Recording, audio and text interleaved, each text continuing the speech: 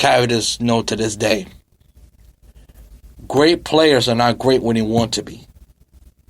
Great players are great when they have to be. And Lamar Jackson case, he got to be great when he has to be great. Until he does that, let's just calm down. He's just a regular quarterback. He could throw, he could run.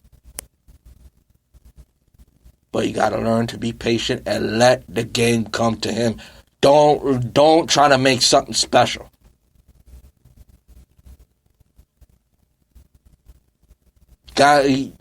Because this is the second time that the Baltimore Ravens are out of the playoffs, at home nonetheless. Because he did a great job against San Diego. Against San Diego, listen, I'm gonna call the Chargers San Diego. I'm not calling them LA. Okay, they're the San Diego Chargers. Okay, and I'm gonna leave it at that. Anyway, the Chargers, Lamar Jackson was bad against the Chargers. Last Saturday night, he wasn't good against the Tennessee Titans, and Tennessee Titans is on a roll right now. Tennessee Titans have a momentum that is very scary. But let's stay with Lamar Jackson for a second. Lamar Jackson got to figure out when he's not at his best. I'm gonna make adjustments. I gotta learn to make adjustments. And once again, until he does that, we're going to see the same results year after year after year, to the point that he's not going to be well talked about. Now, back to the Tennessee Titans.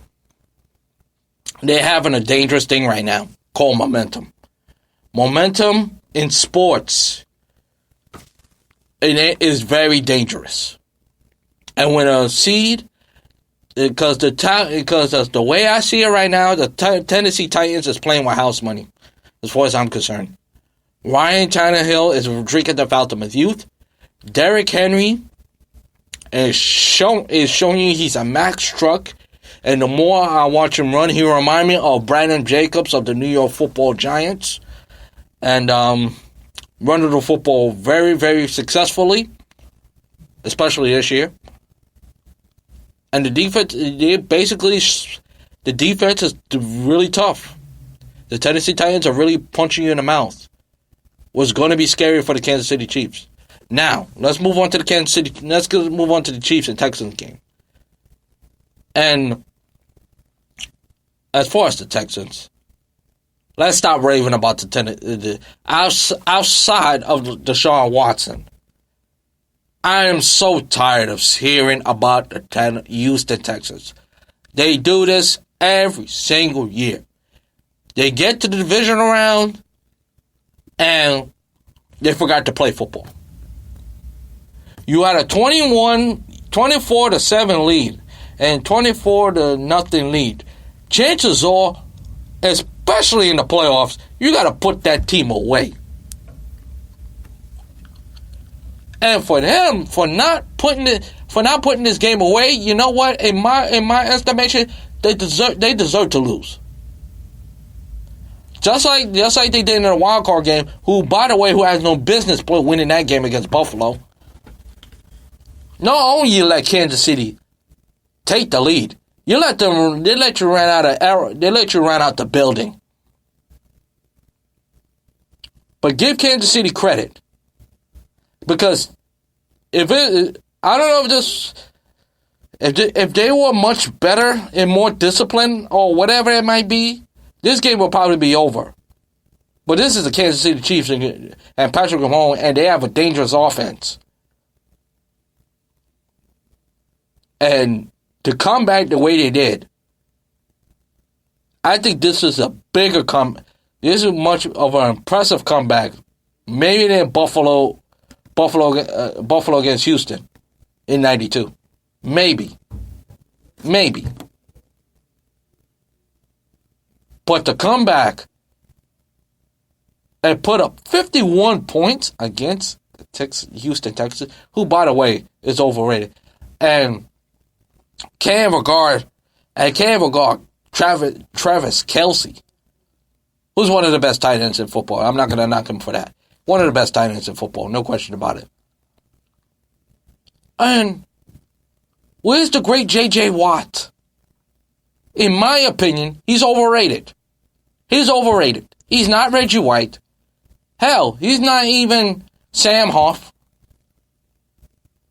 You make J.J. Watt like he's Kevin Green. J.J. Watt is overrated. He's overhyped. For a team who's done nothing. Let's face it, the Texans, since 2012, they have done nothing. Yeah, they have a couple of playoff games. They have won a couple of playoff games, mostly wild card. But when they get to the division round, they can't go through the NFC Championship game. And we see this year after year after year after year after year. And Bill Bryant, I'm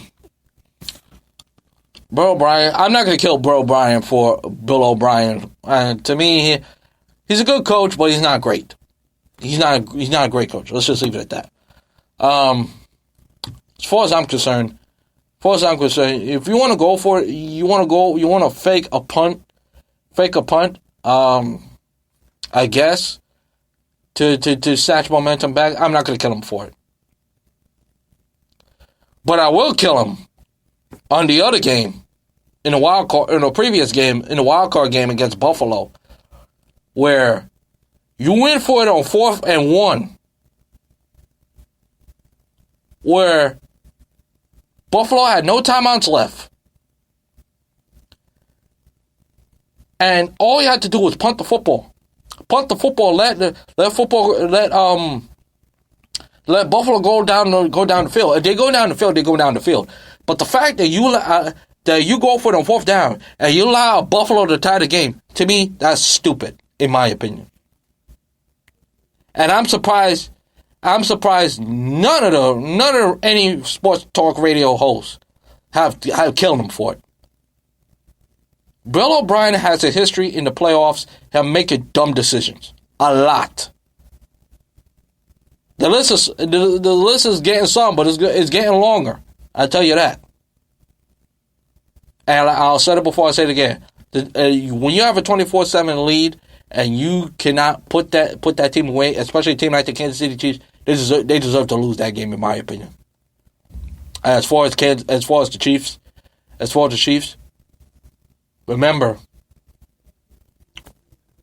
these two, when the last time the Titans and the Chiefs faced each other in the postseason, remember, Kansas City had a big lead. Tennessee came back and win. Let's see if Kansas City have learned. And by the way, this is the easiest the Kansas City Chiefs has a chance to get to the Super Bowl. This is the easiest Andy Reid could taste the Super Bowl. And I hope he gets there. And if Kansas City get to the Super Bowl, folks, I believe they can win it. I really, really do. They have a threat, but defensively is still suspect. We know the defense is not good. We cover that. But the Kansas City Chiefs have the easiest way to get to the Super Bowl. There should be no reason for the Chiefs to get to the Super Bowl. Yeah. And we're a month away from spring training. Literally. And on the cheating scandal on the Houston Astros, I think Rob Manfred did a superb job at not messing around. And give kudos to the owner of the Astros, firing both the manager and the GM. Because they're not going to see the field no time soon, or they're probably not going to get back in they're probably not going to get back in football anyway, which is crazy. And with that, that's going to do it for this edition of Drew Mania Live of the 2020 year. And I hope we could do more. Thank you so much for listening. If you want to listen to this episode again, please go to Spreaker.com, type in the keyword Andrew L. Perry. Once again, go to Spreaker.com, type in the keyword Andrew L. Perry. And always, follow my show on Facebook, Twitter, YouTube, iHeartRadio, and listen to it on Brooklyn Free Radio and iHeartRadio, of course, and Google Podcasts. Until next time, this is Andrew Perry, always saying to you, shalom, let peace go with you, and I'll talk to you in the next Drew Mania Live. So long, everybody. Enjoy the rest of your Wednesday. So long.